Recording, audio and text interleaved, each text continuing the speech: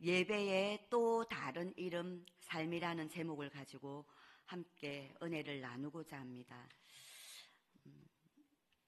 오늘은 우리 여자분들만 모여서 예배 드리는 정말 그야말로 주만 예배인 것 같습니다. 예. 그래도 약간의 그런 생각은 했었어요. 오늘은 또 노는 날이고 또 이래서 몇 분이나 오실까. 그럼에도 불구하고 오늘 정말 하나님 앞에 드리는 예배가 하나님이 받으시는 그런 예배가 되기를 구하는 마음으로 사실 기도하며 섰습니다. 예. 최근에 아프리카 탄자니아 사람들이 하나님께 예배를 드리는 모습을 영상으로 보게 되었습니다. 아마 이런 모습들을 우리 집사님들도 많이 보셨을 겁니다. 한 사람도 의자에 앉아있는 사람이 없는 것은 당연한 일이며 몸 전체를 사용하여 손뼉치며 발구르며 춤을 추며 탄성을 지르며 찬양하고 예배드리는 모습이 축제 같은 느낌이 들 만큼 기뻐하고 즐거워하는 표정과 감격해하는 그런 예배의 현장이 참 인상적이었습니다. 우리가 요즘 드리는 예배의 분위기도 제가 어릴 때 드렸던 예배와는 사뭇 정말 많이 다릅니다. 그래도 많은 분들이 손을 들고 찬양하기도 하고 젊은이들은 또 자리에서 일어서서 찬양을 부르는 그런 예배 문화가 정말 많이 바뀌었습니다. 그런데 때로는 제가 드렸던 그 어릴 때 드렸던 엄숙하고 경건하게 그리고 매우 진지하게 드렸던 예배가 그립기도 합니다. 엄숙하고 경건하다고 해서 하나님께 드리는 예배가 부족하거나 마음의 드림이 적은 것은 결코 아닙니다. 그러나 예배를 드리는 우리의 얼굴이 예수님으로 인해 축제가 되고 기쁨과 감사로 밝고 환한 모습을 하나님 앞에 드리는 것은 참 좋다라는 생각도 하게 됩니다. 나라마다 예배 드리는 모습과 표정은 달라도 하나님께서 진정으로 예배 드리는 자를 옛날이나 지금 오늘 이 시간에도 찾고 계심은 동일하십니다. 하나님이 찾으시는 예배자가 오늘 내가 되기를 간절히 원하는 예배가 되었으면 좋겠습니다. 오늘 읽은 본문 1절에 아담이 그의 아내 하와와 동침하매 하와가 임신하여 가인을 낳고 이르되 내가 여호와로 말미암아 등남하였다 하니라. 예, 죄로 인해서 에덴 동산에서 쫓겨났지만 하와는 여호와로 말미암아 등남하였다고 할 만큼 가인에 대한 기대가 아주 컸던 것 같습니다. 그래서 가인의 이름을 소유하다, 획득하다라는 뜻으로 지었습니다. 그런데 어찌된 일인지 둘째 아들 아벨은 무슨 이유였는지 공허하다, 허무하다라는 뜻을 지닌 이름을 짓게 되었습니다. 자식의 이름을 공허하다, 허무하다라는 그런 의미로 짓는 것은 참으로 이해가 잘 가지 않습니다. 그러나 아벨을 그 이름의 뜻대로 형 에스로부터 허무한 죽음을 맞이하게 됩니다. 그러나 그의 삶의 예배는 믿음으로 하나님이 받으시는 예배자가 된 것을 성경은 기록하고 있습니다. 2절 말씀에 가인은 농사 짓는 자, 농부였고 아벨은 양 치는 자, 목동이었습니다. 3절에서 5절 말씀을 보면 세월이 지난 후에 가인은 땅의 소산으로 하나님께 제사를 드렸고 아벨은 자기도 양의 첫 새끼와 그 기름으로 드렸더니 여호와께서 아벨과 그의 제물은 받으셨으나 가인과 그의 제물은 받지 아니하였다고 합니다. 두 형제는 자신들의 직업대로 수고하여 각각의 얻은 소산으로 하나님께 제물로 제사, 지금의 예배를 드렸지만 하나님은 아벨의 예배는 받으셨지만 가인의 예배는 받지 아니하였습니다. 왜 하나님은 아벨의 제사만 받으셨을까요? 얼핏 보면 두 사람이 드린 제물의 차이에 초점을 둘 수도 있습니다. 가인은 피 없는 곡물로 제사를 드렸고 아벨은 피가 있는 양의 새끼를 바쳤기 때문이 아닐까라는 오해를 할 수도 있습니다. 히브리서 9장 22절 말씀을 보면 율법을 따라 그의 모든 물건이 피로서 정결하게 되나니 피 흘림이 없은즉 사함이 없느니라. 맞습니다. 율법이 주어진 이후에는 짐승을 잡아 그 피로 하나님께 제사함을 용서를 강구했습니다. 지금의 우리는 예수님이 이 땅에 오셔서 십자가의 단번에 죽으심으로 인하여 우리의 모든 죄가 용서되었기에 더 이상 짐승을 잡아서 제사를 예배를 드리지 않고 있습니다. 근데 가인과 아벨의 때는 율법이 없었습니다. 율법은 출애굽 시대에 하나님이 주신 것이기에 제물 자체가 하나님이 받으시는 제사의 기준이 이때는 되지 않았다는 것을 우리는 알 수 있습니다. 농사를 짓는 사람은 농작물로, 목축하는 사람은 가축으로 하나님께 바치는 것은 너무나 당연한 일입니다. 그래서 4절에서 5절 말씀을 보면 아벨과 그의 제물은 받으셨으나 가인과 그의 제물은 받지 아니하셨다고 기록되어 있습니다. 하나님은 제물에 앞서서 제물을 드리는 아벨을 먼저 받으셨고 제물보다 제물을 드리는 가인을 먼저 거부하셨습니다. 하나님은 제물보다 제물을 드리는 사람을 먼저 받으신 것을 말씀을 통해 우리는 알 수 있습니다. 그래서 예배를 드리는 것도 아주 중요하지만 예배를 드리는 사람의 마음과 그의 삶이 훨씬 더 중요한 것을 우리는 알 수 있습니다. 히브리서 11장 4절의 말씀을 보면 믿음으로 아벨은 가인보다 더 나은 제사를 하나님께 드림으로 어려운 자라 하시는 증거를 얻었으니 하나님이 그 예물에 대하여 증언하심이라. 그가 죽었으나 그 믿음으로서 지금도 말하느니라고 기록되어 있습니다.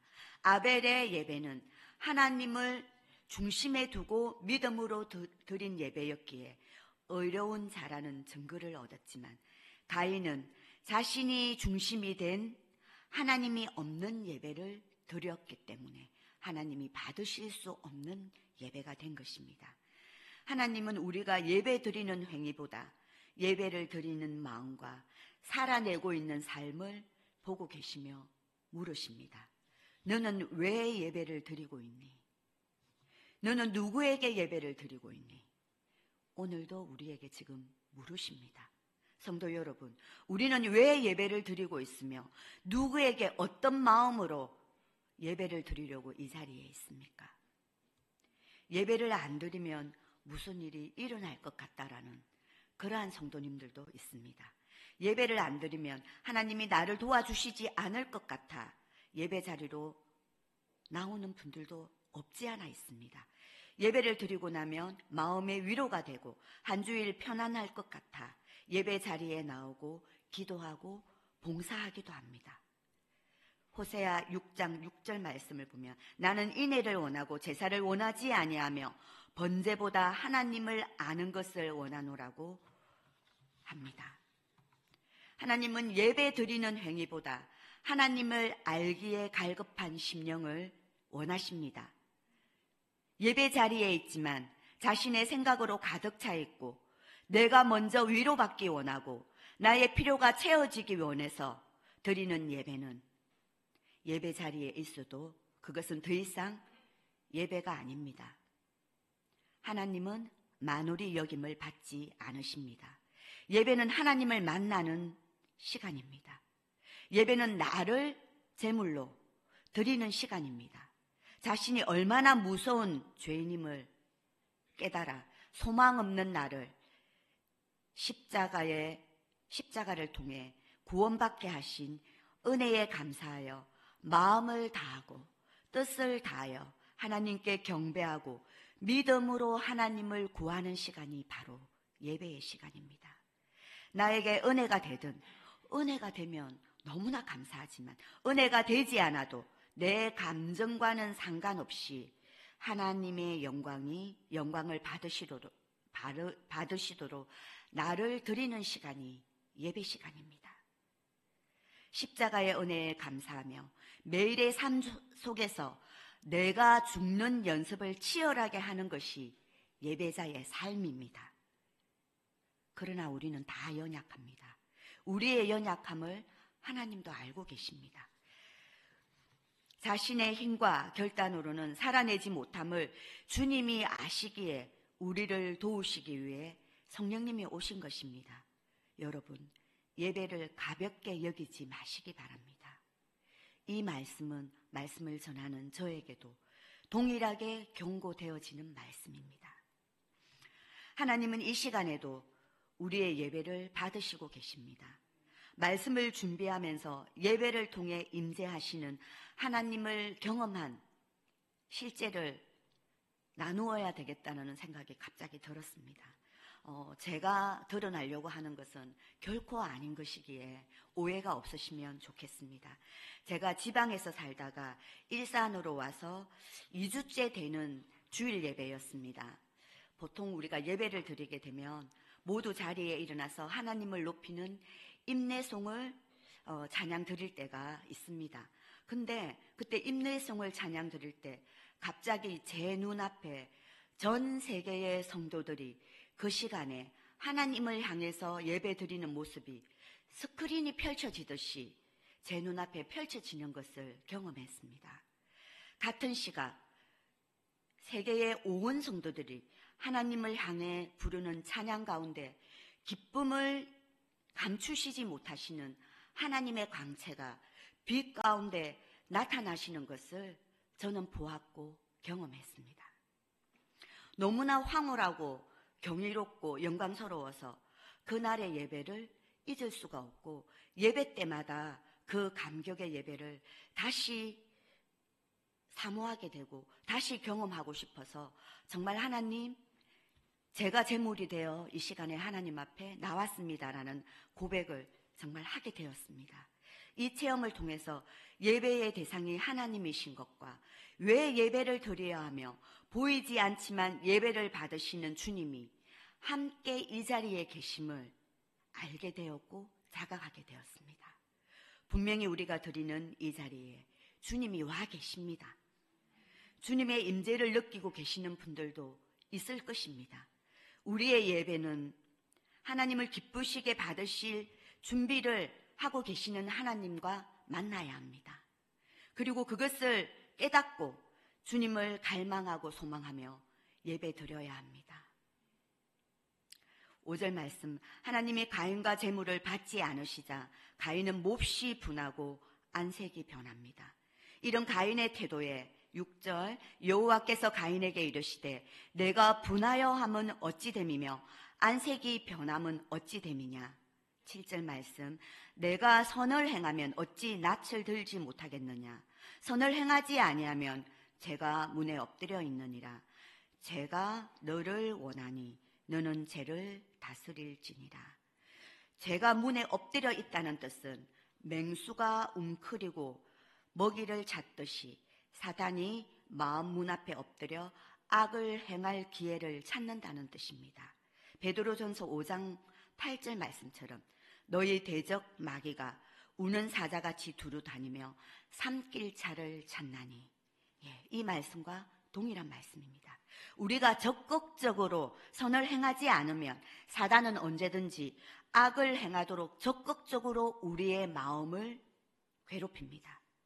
만약 가인이 선한 삶을 살고 있었다면 하나님이 자신이 드리는 예배를 받지 않았을 때 그는 먼저 하나님 앞에 회개하였을 것입니다. 자신에게 무엇이 잘못되었는지 자신을 돌아보며 하나님의 긍휼하심을 구했을 것입니다. 그러나 가인은 그러지 않았습니다. 사단은 회개하지 못하도록 악한 생각을 계속적으로 작동합니다. 그러기에 연락되어지는 예배는 너무나 중요합니다. 하나님께 예배가 연락되지 않자 분이 가득한 가인은 8절 말씀에 그의 아우 아벨에게 말하고 그들이 들에 있을 때에 가인이 그의 아우 아벨을 쳐 죽이니라. 여기 아벨에게 말하고는 좋은 성경을 가지고 있는 분들은 아마 그 밑에 이렇게 적혀 있는 것을 볼 수 있습니다. 고대 역본 70인역에 의하면 아벨을 들에 나가자고 가인이 유인했다는 뜻입니다. 우발적인 것이 아니라 가인은 아주 적극적으로 동생 아벨을 죽일 계획을 세웠고 그것을 실행했다는 뜻입니다. 예배가 연락되지 못하고 실패할 때 인간은 죄를 향해서 질주하게 됩니다. 가인은 예배는 드렸지만 자신의 삶 속에서 하나님을 존중하거나 그 말씀에 순종하려는 마음이 전혀 없고 교만하고 잔인하고 자기중심적인 예배를 드렸습니다. 하나님이 가인을 거절한 것 같이 하나님이 가인을 거절한 것 같지만 사실은 가인이 하나님을 거부한 것입니다. 우리가 예배를 통해서 하나님을 만나고 변화되지 못하면 분노와 좌절, 우울과 실패가 우리 마음을 장악하게 되고 결국은 죄를 향해 달려갈 수밖에 없습니다. 연락되지 않는 예배를 드리면 우리의 삶은 끝이나 마찬가지입니다. 사단은 우리의 죄를 이용하여 하나님께 연락되는 예배를 꾸준히 방해하고 있습니다. 그러므로 우리는 결코 정죄하지 아니하시는 주님의 약속을 믿고 그분의 긍휼하심과 인자하심을 날마다 구하며 믿음으로 선한 삶을 살아내도록 무단히 노력해야 합니다. 예배는 교회에서 드리는 예배뿐 아니라 우리가 살아가고 있는 매일의 삶이 예배임을 잊어서는 안 됩니다. 우리는 교회 안에서의 모습과 세상 속에서의 모습이 동일해야 합니다. 예배 자리에 있지만 우리가 불편한 마음을 가진 사람에게는 여전히 불편합니다. 우리가 용납하지 못하는, 내가 용납하지 못한다고 하나님이 용납하지 못하는 것이 결코 아님에도 불구하고 우리는 계속 그 사람을 용납하지 못하고 그 사람을 불편해하는, 예배 자리에 있음에도 우리는 그런 행위를 합니다. 그리고 예배를 드리고 있으면서도 우리는 핸드폰이 오면 달려나갑니다. 우리는 예배를 드리고 있으면서도 목이 마르면 목을 축이기 위해 달려나갑니다. 우리의 예배는 하나님이 받고 계시고 하나님이 이 자리에 우리와 함께 계시는 것을 우리는 절대 간과해서는 안 됩니다. 연락되는 예배에는 3가지 조건이 있습니다. 첫 번째, 구별되어진 예배입니다. 가인과 아벨이 수고하여 얻은 재물을 드렸지만 그 예배의 의미는 너무나 달랐습니다. 가인의 예배는 자신을 드리지 못한 예배였습니다. 자신이 주인된 삶을 살아가고 있는 예배였습니다. 그러나 아벨의 예배는 양의 첫 새끼, 처음으로 태어난 새끼와 기름, 이 기름이라는 것은 자신에게 있어서 가장 귀한 것, 가장 소중한 것을 의미합니다. 모든 것이 하나님의 것임을 인정한다면 나에게 주신 가장 귀한 것을 구별하여 하나님 앞에 드리는 것이 예배입니다. 내게 주어진 모든 것이 하나님의 것이라는 신앙 고백이 없는 드림은 진정한 드림이 아니라 그것은 기부에 불과한 것입니다. 내게 주신 하나님의 것을 하나님께 돌려드린다고 생각한다면 아까워하거나 많이 드린다고 교만할 수 없습니다. 나에게 있는 모든 것은 하나님의 것임을 고백하며 나를 드리는 예배가 구별된 예배입니다. 두 번째, 죄를 덮는 예배입니다. 아벨은 죄를 가지고는 하나님 앞에 나아갈 수 없는 것을 알았습니다. 그래서 아벨은 양을 잡아 그 피와 기름으로 자기 죄를 가리고 하나님 앞에 나아갔습니다. 아벨의 제사에는 나는 죄인입니다. 그래서 하나님의 긍휼이 없이는 살아갈 수 없습니다라는 믿음의 신앙 고백이 있는 예배였던 것입니다. 예배란 예수 그리스도의 십자가의 보혈을 의지하지 않고는 어떤 방법으로도 하나님 앞에 나아갈 수 없다는 것을 믿음으로 고백하는 것에서부터 출발입니다. 세 번째, 삶이 드려지는 예배입니다. 가인의 삶은 예배로 드려질 수 없었습니다. 가인은 생각하는 모든 것이 악했습니다. 악한 마음으로 드린 예배가 받아들여지지 않자 가인은 몹시 분하고 안색이 변하는, 그래서 그 분노로 동생 아벨을 죽이기까지 악을 멈추지 않았습니다. 9절 말씀에 보면 아우 아벨이 어디 있냐고 물으시는 하나님 앞에서 내가 알지 못한다고 거짓으로 말할 뿐 아니라 내가 아우를 지키는 자냐고 죄를 죄로 가리려고 하고 있습니다.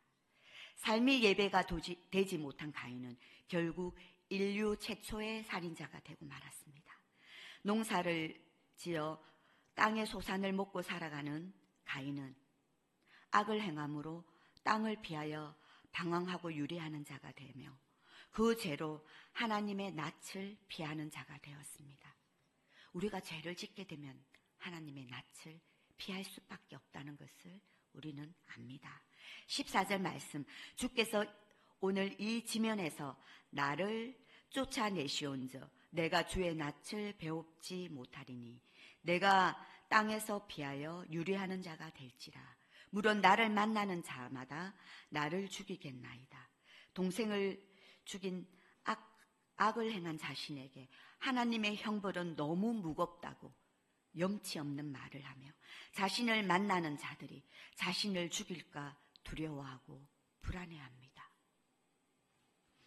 그럼에도 15절 말씀에 가인을 죽이는 자는 벌을 7배나 받으리라 하시고 가인에게 표를 주사 그를 만나는 모든 사람에게서 죽임을 면하게 하십니다. 우리의 하나님은 살인한 가인에게조차 은혜를 베푸시고 은혜를 거두지 아니하셨습니다. 끝까지 회개할 기회를 주시고 돌이키기를 기다리시며 언제나 용서해 주시는 하나님의 긍휼하심을 우리는 말씀을 통해 보게 됩니다. 여러분, 우리는 혹시 가인이 아니라고 생각하고 있지는 않습니까? 우리가 가인 같은 죄인임을 우리는 고백할 수 있습니까? 우리가 가인임을 우리는 깨닫고 있습니까? 나는 살인한 적이 없는데. 그렇지만 우리는 마음으로 수많은 사람들을 미워하며 또 수많이 정죄하며 내 기준으로 그 사람에게 잣대를 갖다 댈 때가 너무나 많은 그것은 살인한 가인과 같은 동일한 죄라는 것을 우리는 알아야 합니다. 그렇지만 우리에게 희망이 있습니다. 가인에게 은혜를 베푸시고 끝까지 회개할 기회를 주시고 돌이키기만 하면 언제나 용서해 주시겠다고 약속하신 분이 바로 우리의 하나님 아버지이십니다. 진정한 예배는 우리의 일상적인 삶과 분리될 수 없습니다. 예배는 단순히 형식적인 행위가 아니라 삶 전체를 주님 앞에서의 선한 삶으로 살아내는 것입니다.